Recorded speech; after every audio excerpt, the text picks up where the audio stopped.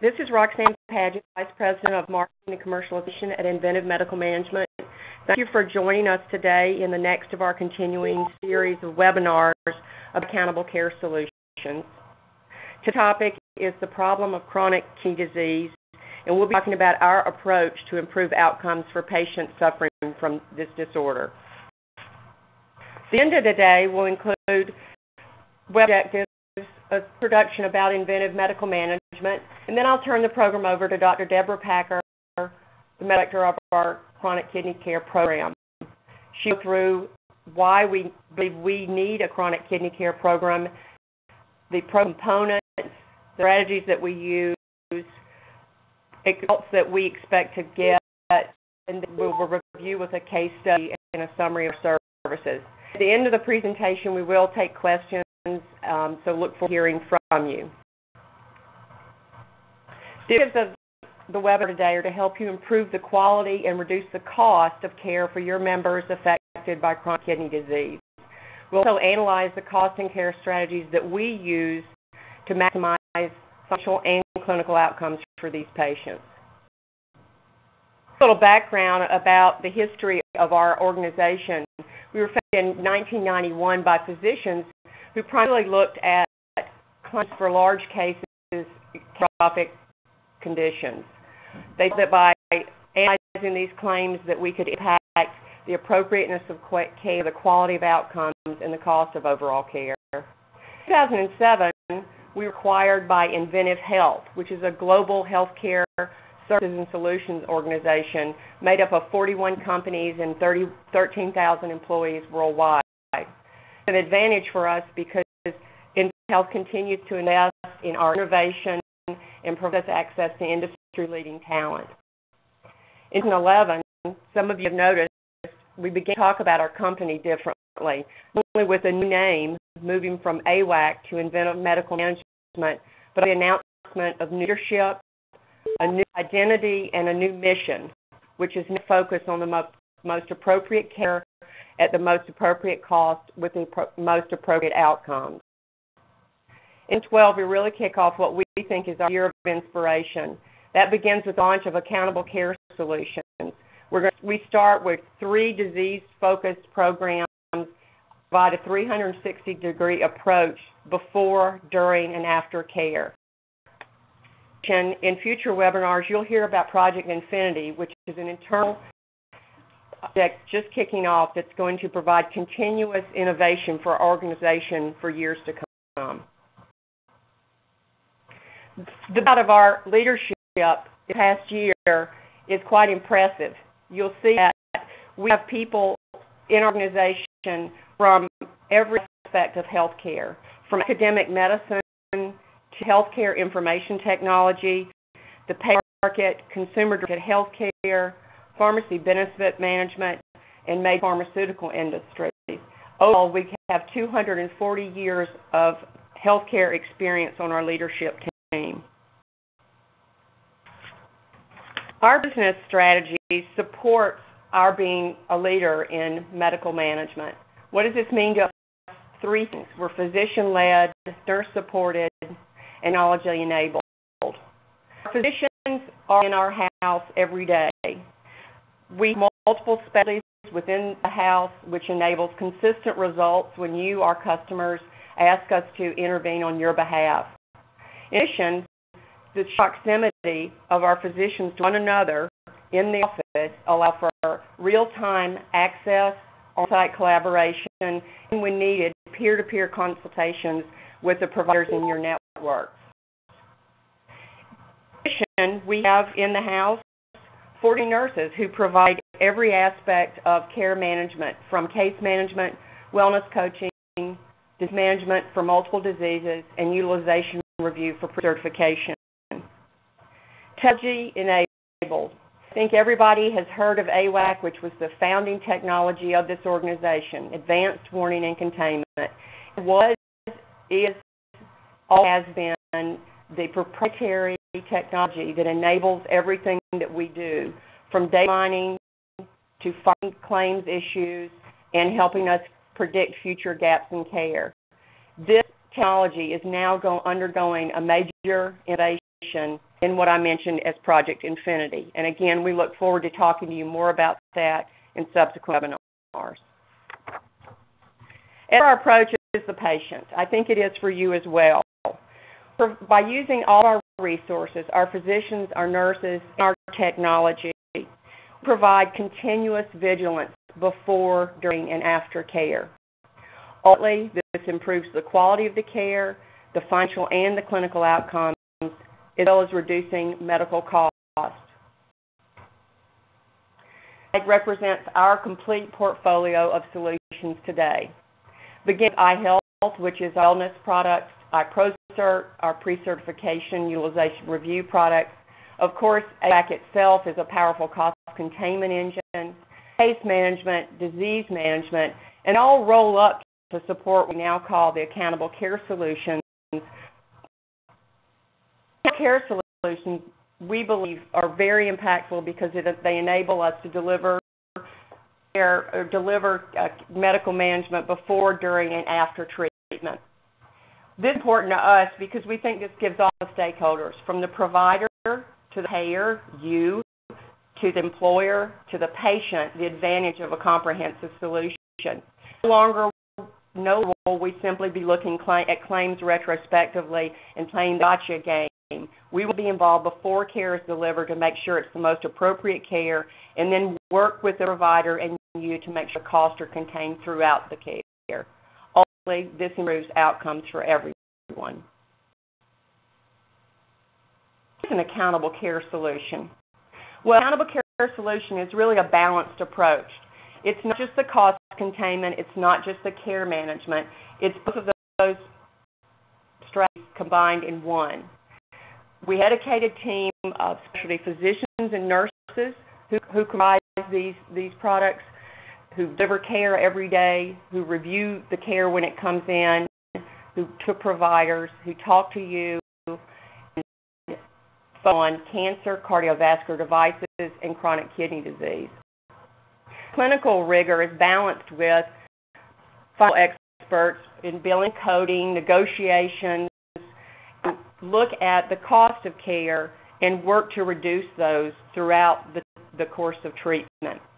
We believe that this approach, balancing the clinical review with the cost appropriateness, makes us accountable to you as through care. I'd like to introduce Dr. Deborah Packer. Deborah's been here with us for about 8 years, 5 of which exclusively devoted to the chronic kidney disease program. She'll take over now and talk to you about everything from what chronic kidney disease is to our approach and why we think it's important to intervene with these patients. Dr. Packer? Introduction, Roxanne, and welcome everybody. What's the big deal about kidney disease? About 6 million Americans, adult Americans, have chronic kidney disease according to population statistics and studies. That means, though it varies, about 1 out of every 9 adults has some form of chronic kidney disease, be it from a mild disease to a more advanced, requiring some type of dialysis replacement therapy. What's really striking is that only about 13% of those that have a moderate dysfunction of their kidneys' ability to filter waste in their bodies, even if they have chronic kidney disease. And 8% of those who know about it say they've never been told about the disease condition in depth, even though they've had recent physician visits. Here is that this disease is really silent until it's late in the stage. It's unrecognized by the public, underdiagnosed by the medical community, and therefore undertreated. Healthcare recognized that chronic kidney disease is a serious health concern, not dissimilar to the recognition of the hypertension crisis that came out in the 1970s and diabetes in the 1990s. So this is our new millennium crisis, which we only expect to burgeoning numbers for as years ahead because of our growing population of with diabetes, hypertension, and obesity, as well as high cholesterol and other risk factors associated with heart disease. Here on this slide, the National Kidney Foundation's Kidney Disease Quality Initiative, or KDOQI, Clinical Practice Guidelines, which provides just a brief definition of the staging criteria, to help us better stratify what level of kidney dysfunction a patient may be experiencing. The stages go from 1 through 5, 1 being near normal kidney function, to stage 5, which is defined as kidney failure. It is really also split into two distinct areas, one where patients are not quite in need of any replacement therapy, dialysis, or transplant, and those that are requiring it. So initially, when we make the diagnosis of kidney disease, we're looking for evidence of kidney damage, which can often be seen in routine tests and urinalysis exams that everybody tends to get during routine physical exams as they head to the physician, even without significant comorbid conditions like hypertension as part of your health care. We see that kidney damage needs to last for about 3 months or more. There needs to be evidence of these pathologic abnormalities that are picked up either by tests, or urine tests, or other imaging tests like ultrasounds that are available. Important thing to point out with these stages that although all are recognized through the encoding and CPT system of diagnosis, it's just been in the last few years that we've been able to, on the patient end, really be able to pick out what stages are 1 versus 5, because 585 is the global diagnostic code, but we break that into 0.1, 0.2 through 0.5, and it's helping us better track the incidence of this disease in our population.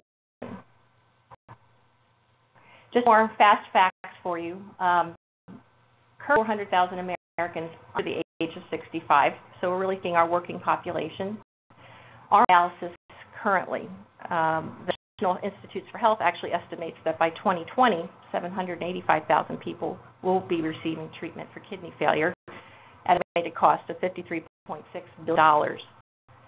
Those costs are experienced by the government, Medicare, Medicaid, but also to you as our client in the private pay health insurance industry. Patients who are not identified early and go to extensive renal damage late in the game without a lot of physician support and care average 6 times more hospitalization than the patients who do have end-stage renal disease. And then see the sad fact is that we often talk about organ replacement and organ procurement, but it's obvious from these statistics that there's a tremendous shortage for kidneys available. 75,000 Americans who sit on a kidney transplant list, about 18,000 get performed each year. So sadly, we have underavailability of organs, which results in the fact that we really don't have any good cure for kidney disease, be that dialysis, be that transplant. So the important piece here is that we need to pick up an early intervene and slow that progression if we can. How does this boil down to you? 4,000 employee third-party administrator, based on national statistics and prevalence studies, you might expect about 350 members have stage 3 to 5 chronic kidney disease. That moderate to advanced kidney disease. 8 members will have end-stage renal disease that requires some type of replacement therapy like hemodialysis. The financial costs of end-stage renal disease and chronic kidney disease is not limited to what you may traditionally think of when you see hemodialysis or peritoneal dialysis claims. And we have listed here, based on our experience in claim reviews, that hemodialysis claims with treatments will amount to about $702,000 per year in charges. Peritoneal, which is dialysis that's done through an abdomen port and leaves the patient more able to ambulate and to work because they can do this at home in their own time, those claims amount to about $525,000 per year. Transplant obviously is the way to go for a patient with end-stage renal disease if they qualify. The costs up front are high at about $260,000 depending on what contract and what network you're accessing. But as we saw, the availability of those transplants is fairly limited. I want to realize that CKD has its financial impact along the way, not just in the end stages. For stages 3 through 5, can be up to $70,000 a year, depending on those patients' comorbidities. In statistics, anywhere from $10,000 to $15,000 as patients shift from stage 2 to 3. 50 to 80,000 for stage 3 to 4, and it rises again depending on what their COVID conditions are, their utilization of health care, and how complex their medical and pharmaceutical treatment plan is. What's the human cost of CKD? I think many don't realize that once you're on dialysis, you're not healed. These are chronically complex, ill patients who are destined, unfortunately, to receive treatment sometimes as frequent as 3 times a week for the rest of their life. And you can see here that their life is foreshortened. After the first year in dialysis, the mortality rate is about 20%. As you move to the year 3 of dialysis, that has increased to about 45%.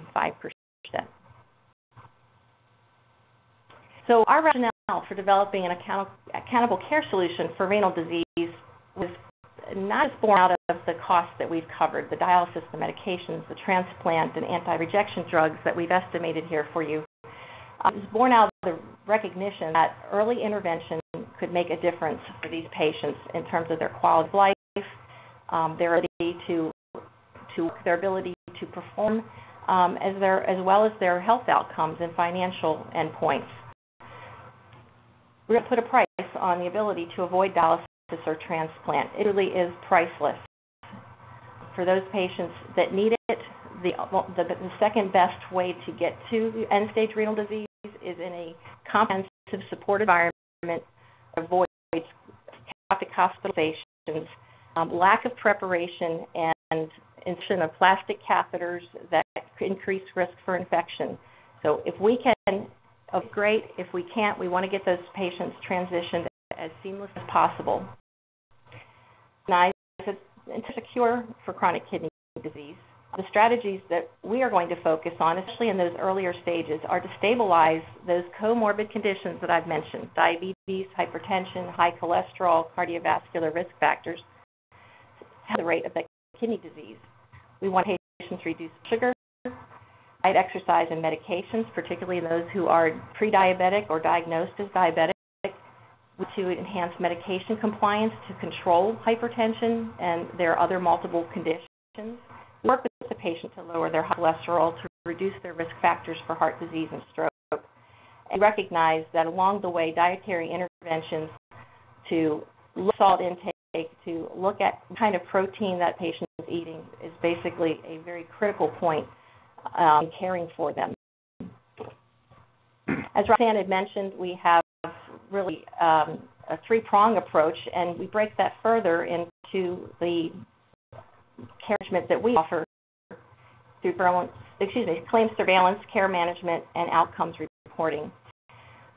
Detect patients with chronic disease through our proprietary algorithmic advanced warning containment software, but we also utilize into the program through portals here. We make patient in case management who is in for rehabilitation for a stroke but is identified with having significant risk factors for kidney disease. We find patients through utilization review who are also either experiencing end-stage renal disease complications that had yet to be recognized, or perhaps are in the hospital for other related illnesses. We use every means possible to make sure that we capture those patients that are going to benefit from this type of service.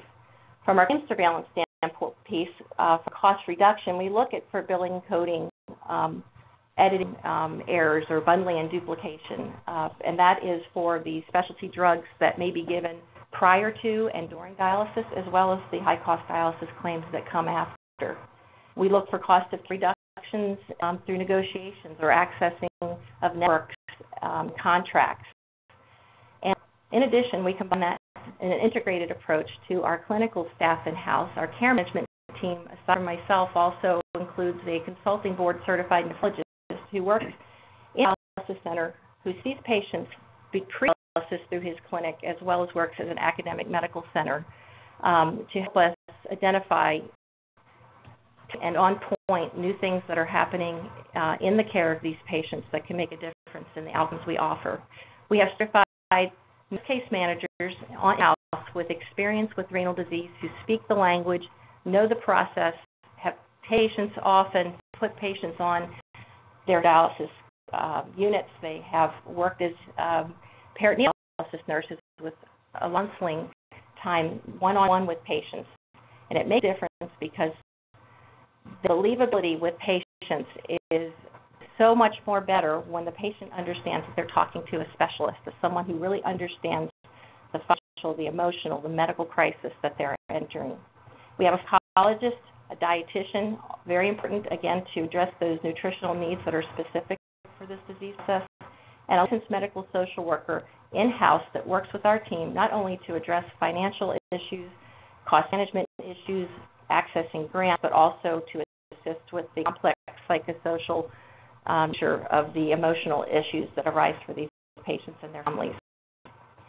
At the end of the day, we provide outcomes reporting to our clients that not only outline the savings that we're achieving, but also for them within their group what kind of clinical outcomes we're achieving for those patients who are actively engaged in our program. The reports are integrated to help us better understand what we can do on a continuous basis to improve outcomes for these patients, and also for the employer to understand the value that we bring.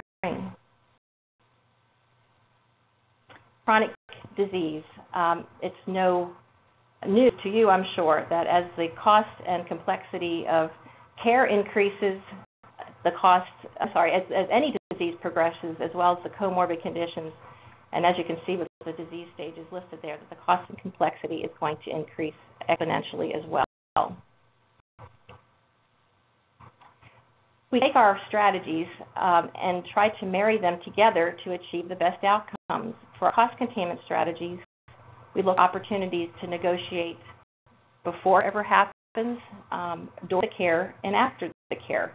We look to help those patients to appropriate dialysis and transplant network contracts, in keeping with the benefit plan that you have in place.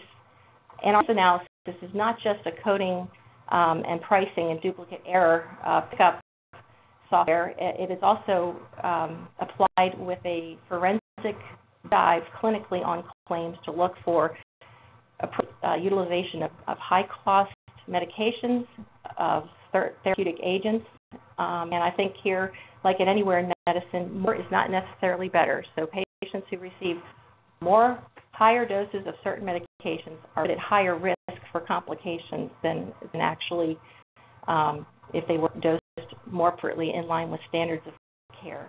We offer specialty drug management. We offer also, through our claims mining, bundling opportunities for review. With our clinical strategies, as I mentioned, we have a team in-house here that works together on behalf of the patient's betterment. The idea here is to empower the patients and their caregivers so that they can become better engaged with their complex medical plan. They can become adherent to their pharmaceutical agents, the medications they've been prescribed, because it has been an ongoing crisis here in the United States. The amount of non-adherence to medical drugs that patients either dump from the pharmacy or pick up and take home and leave on the shelf. We spend time educating these patients and supporting them with their comorbidities like diabetes and hypertension. We want them to adhere to their medical plan, and our desire is to work with them in the front to help that happen. We do surveillance as well to prevent overutilization of care. And we promote evidence-based national guidelines. I mentioned the KDOQI earlier. These come up with and updated almost on a yearly basis guidelines that are recognized as making a difference in how patients proceed and how they respond to treatments in the long run. There are many cases that I'd love to go over with you, but I want to just highlight one for you today. Probably is not our best case scenario because we were not the opportunity to really enter into this case until a lot of things were already underway. Again, I think it underscores if we get a difference at the end stage disease point, how much more of a difference can we make if we get these patients into our program and managed and monitored much earlier. This is a patient who was obese with diabetes and open diabetic ulcers in an acute care facility and was scheduled to begin hemodialysis at a network dialysis center near to his home. The total cost for those treatments and medications is listed here. For 1 week of therapy, which is really 3 times a week dialysis, which is the common mode of treatment, is over $9,000 or near $9,500 per week.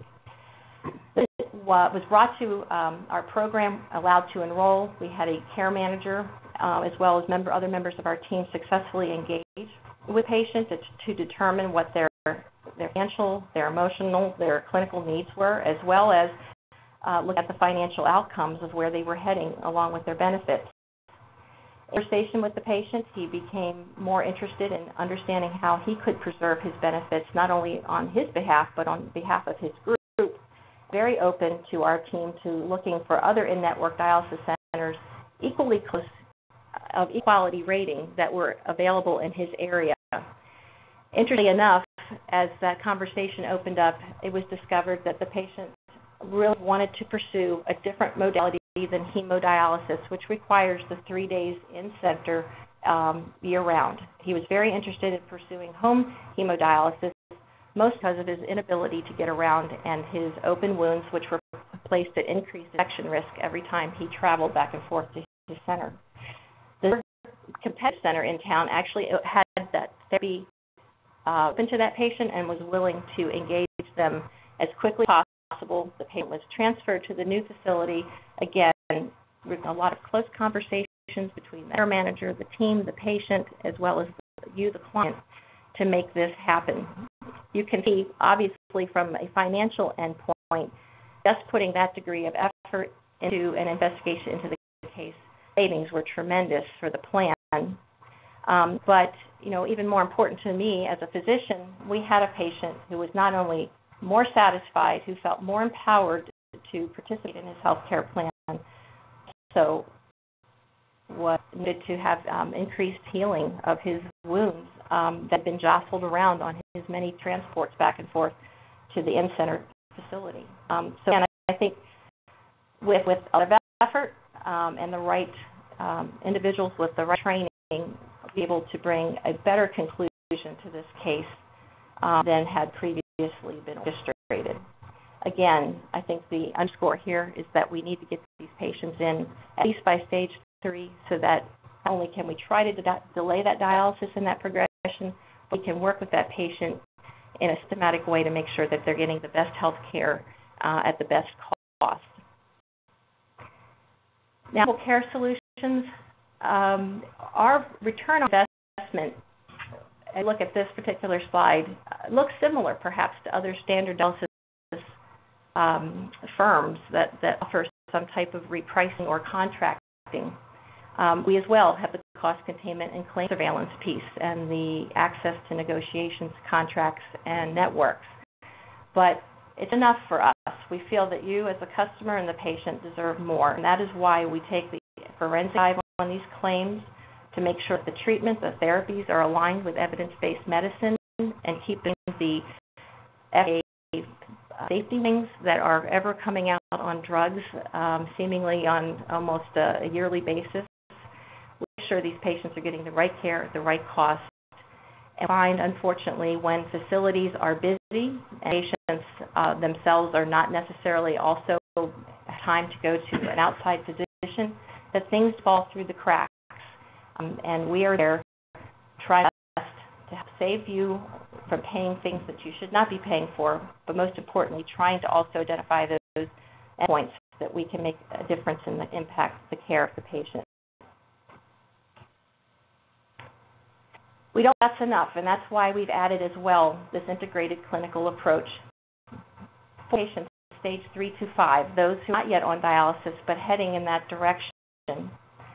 Our not only focus on the cost containment and claim surveillance, perhaps on high-cost specialty drugs, but we look for possible ways to delay dialysis. We rigorously look at our population on a very routine basis because we do make sure that our efforts are making the difference that we are promising to our clients. On average, we have found that compared to other vendors who offer comprehensive services, that we are able to improve that, to delay that progression to dialysis. We also look for opportunities, like in the case we discussed, opportunities to look for lower cost dialysis modalities that have better health outcomes. And also can achieve reduction in cardiovascular events by controlling those comorbid conditions that are almost routinely always seen with kidney disease patients.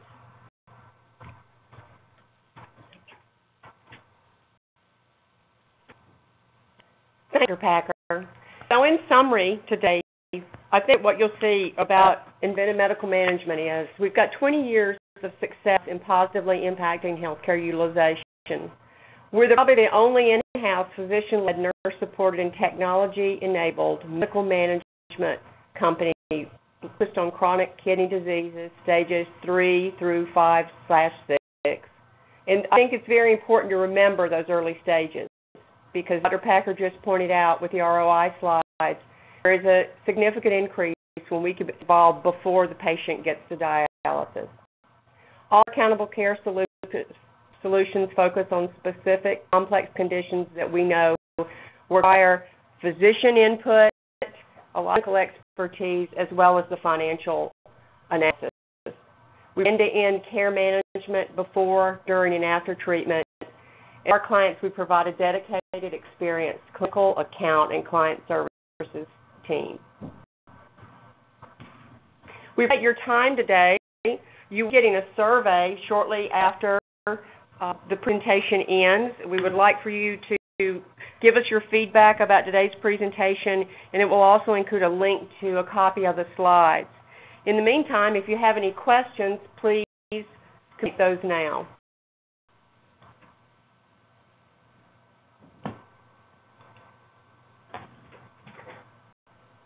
Question. This is for you, Dr. Packer. We noticed that there was recently an approval for a new drug for anemia in chronic kidney disease. What do you think about this?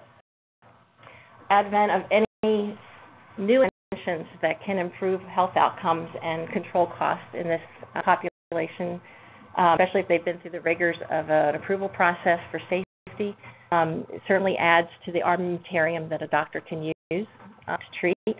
My one concern is that these newer drugs may find a little bit difficult to enter into, our current care industry because of the traditional use of drugs like Epogen, the ones that are given 3 times a week, and so there are also concerns that there may be some exclusive contracts in place for dialysis facilities who will only use certain drugs that they have traditionally used because of the cost benefit to themselves.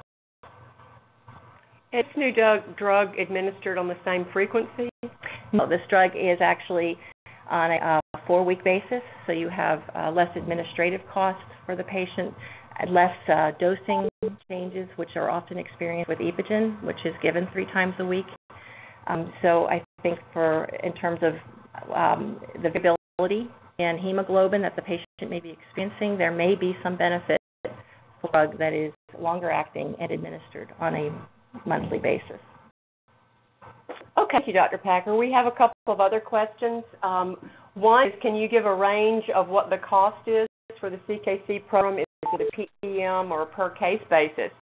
I prefer that answer to when you get your survey. If you would like for someone to contact you from our sales force, they can spend a lot of time with you talking about the different possibilities we have and options in our pricing program. A question is, will you be having presentations on oncology and cardiology programs? Yes, we just previously held 2 oncology programs in the last 3 weeks, and the next program coming up is going to be on cardiovascular devices, an often overlooked area that we think you're going to be very interested in making significant impacts there. You get invitations to the cardiology program, and then once we finish the cardiology, we will start again with the cancer programs again with Dr. Bell and Dr. Shields. Another question, Dr. Packer, what do you think the advantage in delaying dialysis is? The advantage for delayed dialysis, I think, are on several levels. First of all, you end up with a patient who has a longer quality of life off of a very complex, exhausting treatment. There's cost savings also to be realized in not having to pay for those treatments on a monthly basis. It can be quite costly. And I think at the end of the day, it gives the patient more time to prepare, more time to discuss different types of modalities, be that transplant, peritoneal dialysis, home dialysis, or regular dialysis in center. Gives them to emotionally, financially, as well as medically to prepare for the treatment.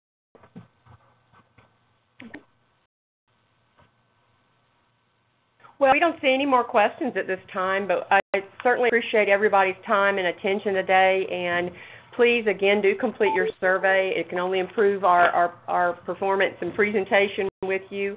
And if you want contact from an Inventive Medical Management sales consultant, that's the fastest way in today. Look forward to talking to you at our next webinar. Thank you.